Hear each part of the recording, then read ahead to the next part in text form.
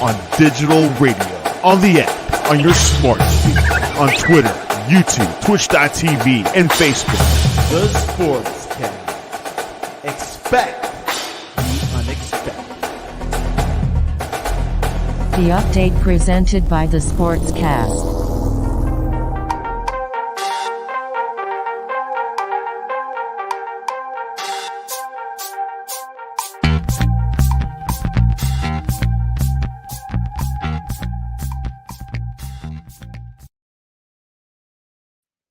The Sportscast, June 10th, 2024. If you haven't yet, please subscribe on all our channels, YouTube, Twitch, X, and Apple Podcast. You can also listen to us on your smart speaker. If you're listening on Apple Podcast or Spotify, please leave a rating and a review. It will help us out tremendously. We're also on online radio. Visit our website, thesportscast.net. Also on X, you can follow us on X and Instagram at the Sportscast1. And check out our app, the Sportscast for iOS. U.S. men's national team gets pummeled by Colombia, and the Celtics are up 2-0 in the NBA finals. And joining us all the way from the Northeast, Hal Phillips. Welcome back to the Sportscast. Thanks, Santi. Always a pleasure. Hal, what a weekend in sports. I had to start with the U.S. team first, getting scored on 5 goals to 1 goal in a international friendly. 1 goal by Tim Weah, and the other goals by John Arias, Rafael Borre, Rios, Carrascal, and Santaria, who plays for Aston Villa. But this was a poor performance. The U.S. soccer world is getting they're panicking right now, but Hal is not panicking. He's not hit the red button. No. Hal, I want to hear your recap from this past weekend.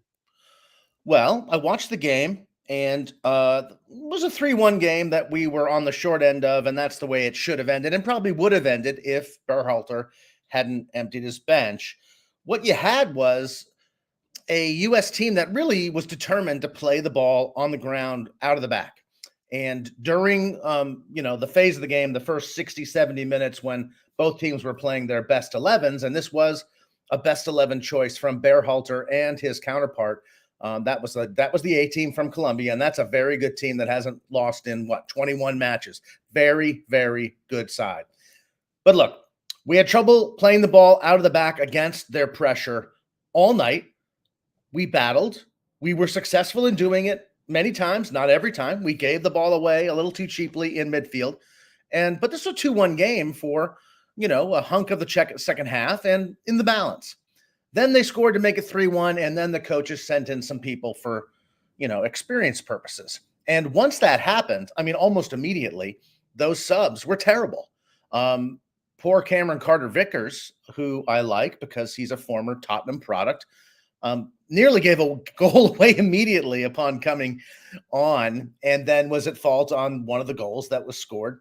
And they kept trying to play the ball out of the back with A, players who weren't their first choices to play in this game, and B, pretty cold. They came right off the bench, and boom, you're against a team that's pressing you full field. And look, they crumbled. They gave up 2 late goals that were bad. And I can't go into the details of them. I was shaking my head and quite annoyed when it went down. But was this a 5-1 game? Sure. That's the goals all count. Was it closer than that? Yes. It was a pretty competitive 3-1 match between a good side, the U.S., and a very good side, Colombia. So it was interesting. I watched with my friend Tom, and we were, at 3-1, we're like, well, this is not the most hopeful performance. We could be a lot better. But it was better than Mexico versus Uruguay. Mexico got killed by Uruguay 4-0 earlier in the week. In the end, they probably looked just as bad. But, if it were me, I'd rather be the U.S. Yeah, it's something that I was surprised how myself when I'm watching the match, when Tim Weah scored that goal 2-1, there was some hope there in the 58th minute, but then they kept scoring 3 goals after that. This is just a friendly Hal. Yeah. Everyone's saying all our starters played in Europe. I was looking more into the details. Matt Turner hasn't played since like the winter time for Nottingham Forest. And then you can say the same for Gio Reyna. Hasn't really played much. Maybe ups in a little bit. Tim Ream hasn't played for a couple of months as well. What are your thoughts like with this roster that some of them have not been playing well? Well, that's true. I don't know that Matt Turner made any mistakes that are going to cost anybody a game. The people who did were people like Anthony Robinson, who's been playing every minute of every game for Fulham. He was not good in this game. He gave a ball away directly that led to one of the first 2 goals. And the other goal was a direct mistake by Tim Ream, who played all season at Fulham, didn't start for a lot of those seasons. I think it's fair to put him in that bucket that you just described. He hasn't played as much. I was surprised to see him, frankly. I don't know what we get out of trying. We know what Tim Ream can do, but he's also 37 years old and just looked slow and made an error that had nothing to do with being 37. He just gave the ball away, and they made us pay. The reality was, and you watched the game, the States made 2 or 3 mistakes in the first 60 minutes of this game, and 2 of them ended up being goals, and one of them could have been a goal. It came off the post. But the flip side of that is that we had chances to score. We had 8 or 9 chances on goal. 3 or 4 of them were very good chances. Some of them missed, some of them were saved. But look, we were dangerous enough, I thought. But was Reyna good? No, he wasn't. Was Pulisic good? No, he wasn't. He had 1 chance. Sorry?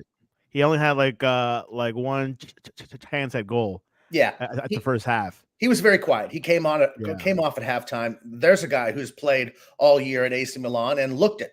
So, pick your poison. It's the first game, preparing for a big tournament. And I'm not saying that Berhalter did himself any favors with this performance. He did not. But I'm not going to press the panic button. England lost to Iceland over the weekend. France drew 0-0 with Canada. Greece, I think Germany scrapped, to a 1-goal win against Greece. And in a game I did watch, Croatia went into Portugal and beat them soundly. Now, Croatia is a really good team, but that's not the way Portugal wanted to go to the Euros either. So these are friendlies. Things happen. You're trying, guys. And Berhalter did the right thing, trying to get people into the game and get them some seasoning and actual playing time before the tournament starts. But what I wouldn't have asked Carter Cameron Vickers to do was try to play the ball out and testing his nerve after coming on the field at the 70th minute in a game they were down 3-1. Get rid of it. I realize you're trying to have people play the way you want them to play, and it's every national team is a work in progress. You want them to play the ball out of the back. They have shown this ability to do it as a unit, this year for the last 2 years, and including at the World Cup in Qatar. But this was not a great performance. But I think most of it is traced back to this insistence on playing the ball on the ground, out of the back, and them just not having the nerve or the technical ability to pull it off. Yeah, the U.S. had 52% ball possession, total shots on target. We only had 2. Colombia had 6, and 5 of them were goals. Block shots 3, both 3. So it was kind of even when it comes to the stats, except the shots on targets and the goal. So yeah, I think if you want to be negative about it, and I can play that game. I thought that Johnny Cardoso playing in the defensive midfield position, really had an opportunity to make a name for himself, and he didn't play great. But he was not alone throughout the midfield.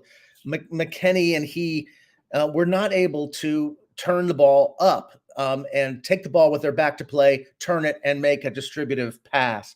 And when they did, they always went left.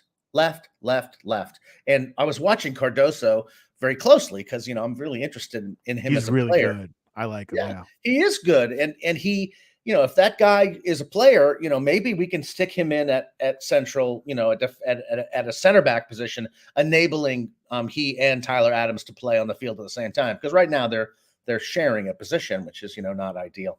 But he was not looking.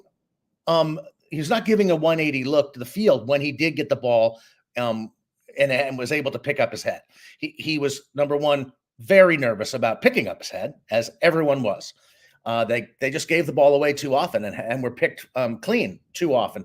But when he did look up, it was always looking left at Pulisic's side. And, when they finally switched the field up in the second half, one time, boom, they scored from the right. And then after that, they would not go back to the right side. I'm not sure why that was, but they were really left-centric. Maybe that was the game plan. But mostly the issue was they couldn't hold the ball in midfield. They kept giving it away. And it was, loose play and tentative, anxious play. And that's never a good sign, but it's not unusual for the first game in a friendly, especially the first friendly, before a tournament. These guys haven't played together in a long time. And some guys were tired. Some guys were out. I'm just not going to I'm not going to push the panic button yet. Unfortunately, we have Brazil on Wednesday, and that doesn't stand to be much better. Exactly. And here is what Greg Balter said after the match. They're on the field as a former center back watching the defensive play that there was. Just what almost sort of instinctively is going through your mind when you're watching that? We can't pinpoint the center backs in this one. We really can't. It had nothing to do with a 5-1 result. When you can go back and check the goals. It's midfielders not recovering. It's guys losing the ball in positions when our fullbacks are high. They got hung out to dry a number of occasions. It's a second phase from a set piece. It's a miscue on a ball that's going out of bounds in the first 6 minutes of the game. So, it's a collective thing. And the reason why I'm so disappointed is because guys just didn't do their job. It's about your role, your responsibility, and we didn't do that. How he just said what you said a couple minutes ago, and he also said the players did not do their job. Your thoughts on his comments, Greg Berhalter? Well, I don't think he's wrong. He reminds me that that was a ridiculous goal to give up after 6 minutes on basically just a whiff, and then they gave up a goal on Anthony Robinson's, who didn't play well. The goal that was directly attributed to him, it wasn't even a bad play. A ball was played through. He made a nice sliding tackle when he didn't really need to. If he had just let it run, there was nobody behind him. He didn't know that. So he makes a nice sliding tackle, wins the ball, but it drops right to the feet of a Colombian, and boom, second goal. So they were unlucky. And, he's right. When you are playing out of the back like that, and you have two center backs playing right next to each other, they're the ones with the ball at their feet all the time, but they're not necessarily the ones who are, making plays. The plays happen in front of them, often off camera, where midfielders are coming back and crossing over and trying to lose their defenders and find space so that those center backs have people to play to. So he's right. And there were a lot of errors that happened in front of those two center backs. So I feel bad for them, but they did not look comfortable. And you can say they didn't look comfortable because they didn't have easy passes in front of them. That's fair. But I don't want to get too much in the weeds here. But when you're playing two center backs next to each other, and they're your primary distribution points, and someone like Gia comes back, or someone like Johnny Cardoso comes back and takes a ball, with his back to the opposing goal, and he plays it straight back to Cameron Carter-Vickers. Cameron Carter-Vickers is obliged to play that ball quickly, laterally. Why? Because Cardoso has drawn a player out by coming back to play him. He's made himself available, but he's also brought a defender with him. You've got to play in behind to that space, or someone has to take that space and then open up space on the wing, and you have to play the ball quickly. All too often, Vickers and Chris Richards saw that, were afraid to make that pass, and then played it back and forth between themselves again, which allowed Colombia to recover. So there's a rhyme to this, to this reason, and they can't get away from that. They did not play a great game in front of Matt Turner and the midfielders did not play a great game in front of the back four. What you think about the fan base at the stadium? I did not see much of our supporters. It was mostly Colombia. It looked, well, the yellow really stands out, Santi. I'm not gonna. You don't have to tell you that. But hey, look, it's the Mexican effect, and the U.S. is if they're not used to this by now, they should be. And when Colombia shows up and plays that game, every Colombian on the Eastern Seaboard is going to show up, right? I mean, Yeah, it's a big event. Yeah, in a big location like DC, it's just the inevitable. It's like playing Costa Rica in New York City. Yeah, and I have you can't really say, oh, they made more sound than the U.S. fans. You have to be in the stadium to make that reckoning. What we hear on TV is what TNT chooses to amplify for us or not. I'm not bothered by that, and I'm sure that when the games start, we're going to have good support. But we shall see. And I'm disappointed. It was certainly not a good performance, but I'm not ready to throw in the towel on the team or Berhalter quite yet. I still think we're going to end up having to play Uruguay for basically all the marbles late in the group stage. Which they have Bolivia and Panama in that group. Yeah. So Wednesday we play Brazil, and they're going to play their A team. They played their B team against Mexico, and they beat them 3-2. So we're going to see Vinny. We're going to see maybe Endrick, Rodrigo, all the stars. And what do you want to see how in this match? Should we have a good result, 1-1, hopefully not a blowout, but what do you want to see before the game, before the Copa America begins? I want to see whether Berhalter sticks with this plan to play the ball out of the back. And if he does, I just want to see us trade punches. If you're going to play a good team and you're going to open it up a little bit and try to score goals, which you might as well try to do in a friendly again ahead of a big tournament, you're going to give up chances. I just didn't feel like Richards was comfortable on the ball, and Tim Ream might have been comfortable, but looked terrible, looked old and slow. So now I'm wondering, who is going to play in the middle of that defense. I have to check the roster, but Miles Robinson, I don't think is in this team. And if he is, then is he really the possession and the distributive force that you need in that position? But again, Berhalter was right. All we see are the two center backs standing and looking upfield, looking for someone to open up and create some space, and they're not getting that. So I don't know. Colombia completely neutralized. They played very, very high. We tried to press them high, couldn't do it, and there we are. If I was Brazil, I would do the same exact thing to the U.S. until they show that they can beat it, and that will be the challenge on Wednesday: is to hold your nerve through midfield and possess the ball and turn it upfield. They did that very well against good teams at the World Cup at Qatar. We haven't seen them tested by teams this good since that time. So if I was worried about one thing, it would be that. Yes, and Robinson is in the bench, so maybe use him versus Brazil. Perhaps? You might as well give them some run. I mean, the thing is, Tim Ream is the best distributor we've got from that position, but he looked very slow and old in that game, and he made some. His age was showing. Yeah, well, he made some technical errors that you just would never expect him to make that have nothing to do with his age. He was just poor. But what's the point of giving him another shot? I mean, if you throw Robinson in there with Richards, I think you've got a more athletic back four. But are they gifted enough technically to be able to play the ball out of the back? I don't know. Maybe Berhalter tries something else and doesn't go for this. That this is the new sort of formation for teams that want to play the ball on the ground. At a goal kick, the goalie stands between the two center backs and he plays it to one or the other, and they work it out from there. That's what the U.S. tried to do. That's what a lot of teams that want to possess the ball do, and some pull it off and some don't. But I guess the other thing that really stood out to me was when Richards and Vickers and Ream were standing there next to each other, passing the ball back and forth, Anthony Robinson and Joe Scally were completely cut off. There was absolutely no play to them. And if they got the ball up the field to Cardoso or McKinney, that was usually the prompt for those wing backs to push up and give that central midfielder a play out to the wing.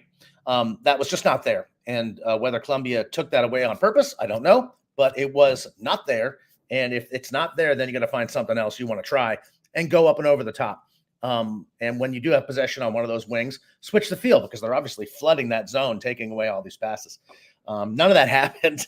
When they did switch the field against Colombia, they were technically deficient. They hit some balls over people's heads. They hit some balls too close to the defender. They had a chance to switch the field against these guys, and they couldn't do it. So bad outing. Hopefully they'll play better against Brazil and go into the tournament with a little more good feeling. Yeah, it's something we got to look at. Colombia contenders for Copa America of what you saw? Hell yeah. I think so too. Why wouldn't they? They haven't lost in 21 games. They beat Brazil during World Cup qualifying in November. They're a very good team. And you can see why they are. They're loaded. And all these guys play, in Europe, and a lot of guys play in the Brazilian, Serie A. I noticed that. Yeah. Yes. Isn't that interesting? So that makes perfect sense. What's happening Saturday? Yes. Another team that is undefeated, not 21, but 9 games. The Celtics went up 2-0 against the Mavericks. Drew Holiday had 26 points, 11 rebounds. White sprinted down the court to swat away the Mavericks' last chance to make it a one-possession game yesterday. They beat the Mavericks 105-98 to take a 2-0 series lead. Your Celtics have an 86% chance of winning the championship. Your thoughts? I'd like to be the guy whose job it is to come up with these percentages. They never. Have you noticed that they never surprise you? Never surprised me. The team takes a 2-0 lead. Oh, the 86%. I'm sure Mark Cuban loves to hear those stats. Right? Well, they just don't mean anything. I could come up with them and be as accurate as anyone else. No, the Celtics aren't a great spot. They didn't even play particularly well in this game. They played well defensively throughout. That's actually what this team's forte is. They went through a terrible shooting slump. The 3-pointers they never made consistently in this game, and their best player was, I think, 6 for 22 from the floor. And but the great thing about Tatum is that he did everything else. He rebounded. He played great defense, and he battled. And if I can point to one thing that sort of sets all my anxieties to the side, anxieties that I expressed to you and everyone on the podcast audience, that it's not happening here, is that they are trying to get to the basket. Jason Tatum couldn't make a shot, and it's pretty universally held that when you're not making your jumper, go to the basket, get fouled, go to the line, scratch out points however you can. They're doing that. But Drew Holiday has been the difference. He's been the best player on the floor in both of these games. And he says, well, I want to take Kyrie, shuts him down. I want to take Luka. He does the best job of anyone doing it. And he's invaluable. He's the difference between this year's team and last year's teams. Porzingis was incredible in game 1. He was the difference in that game, which honestly wasn't that close. This game was all about Drew. I think he was 11 for 14 from the field and playing suffocating defense. The more you watch the Mavs, the more they are a two-man team.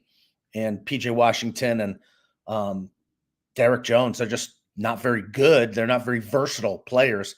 And the Twin Towers have done nothing against the Celtics. They were so dominant against Minnesota, and Minnesota was so big. They had 3 7-footers that they played all the time. And yet the Mavs never looked small, and those big guys were never exposed as being, underskilled physical centers. They look very rudimentary against the Celtics.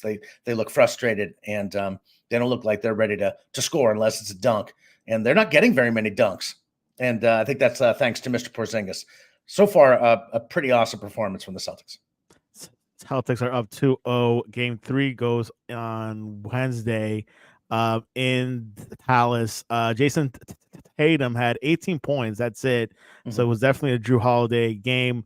Luka, who was questionable before the game with ankle, knee, shoulder bruises, things like that, was trying to carry the team. He only scored 3 points in the fourth quarter. And like you were saying, Kyrie was shut down. But what can the Mavs do to come back in this series? Because it's not looking good. I thought in the first half that Doncic had come to the realization that in order for his team to win, he was going to have to score 50 points. And he was on pace to do that. He was amazing. He always looks like he's sort of curring around the court when he's not, got the ball in his hands. He looks like he's hurt. And I have no doubt that he is hurt. I don't know what they were trying to do with that. Oh, he's now questionable thing. I maybe give trying to engender a false sense of security on the Celtics side. I can't believe that anyone thought that would work. But Doncic has done what he has to do. He's scored 30 plus points in these games. He may have to go 40, but wow. Kyrie has not been the player that he was earlier in the playoffs.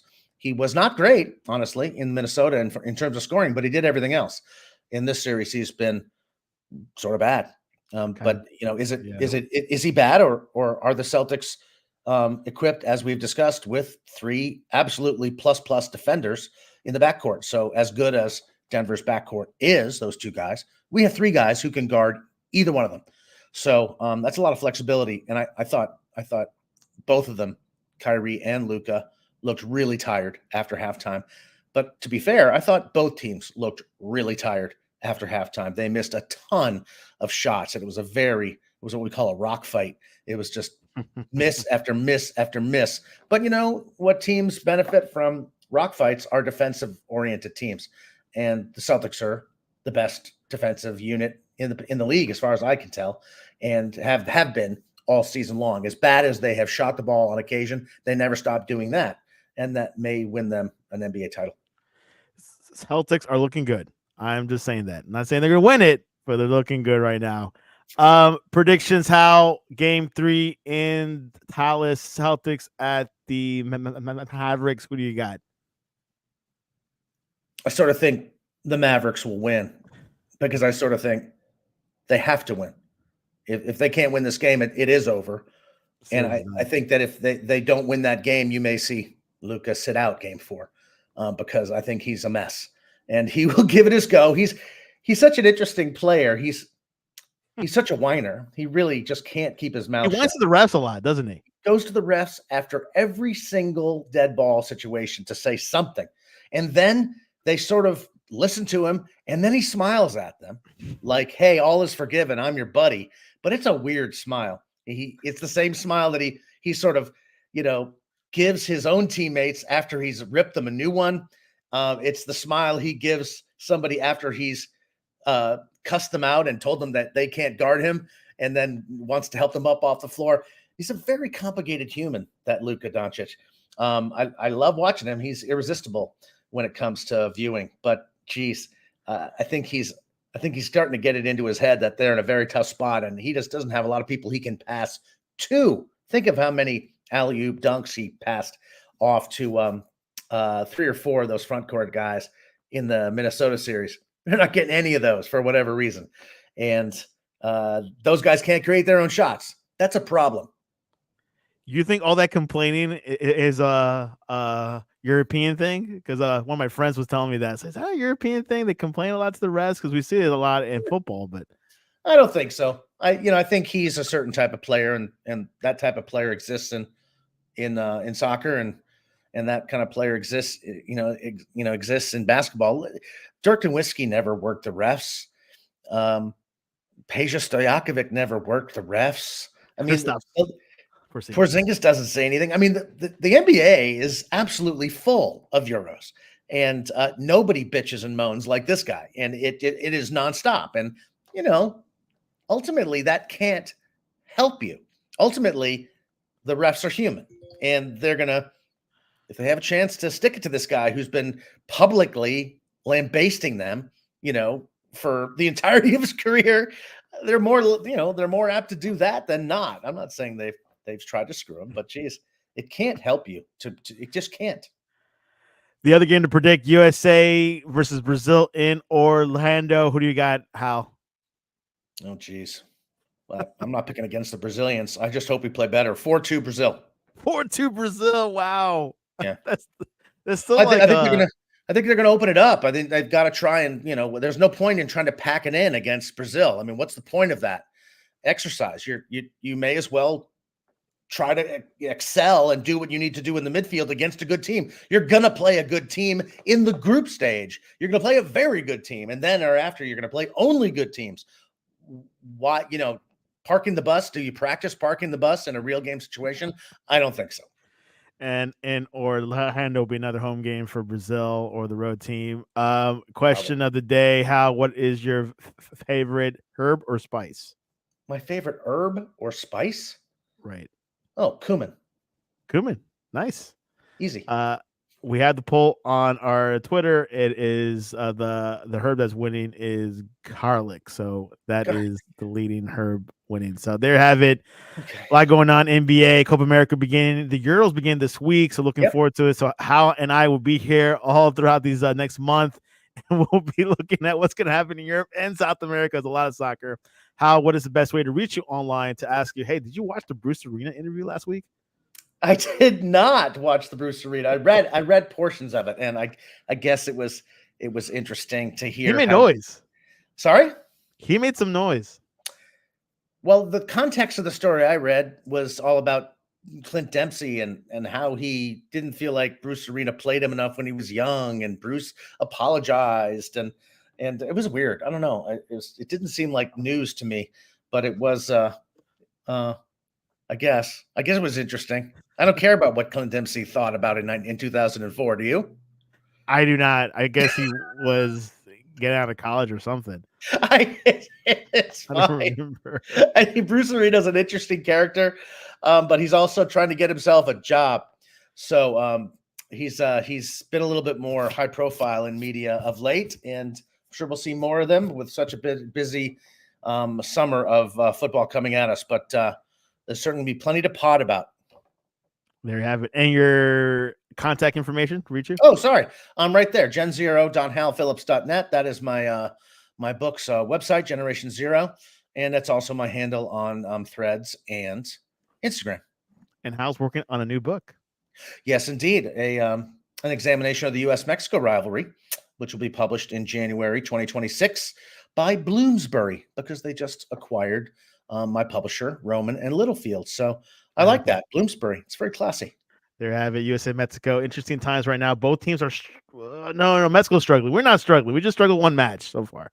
Yeah, but Colombia. Now we have to play Brazil, and everyone struggles against them. We'll see. We'll see. You can reach us at thesportscast.net or the Sportscast1 on X and Instagram. We'll be tweeting throughout the week and looking forward to soccer. Euros begin at the end of the week.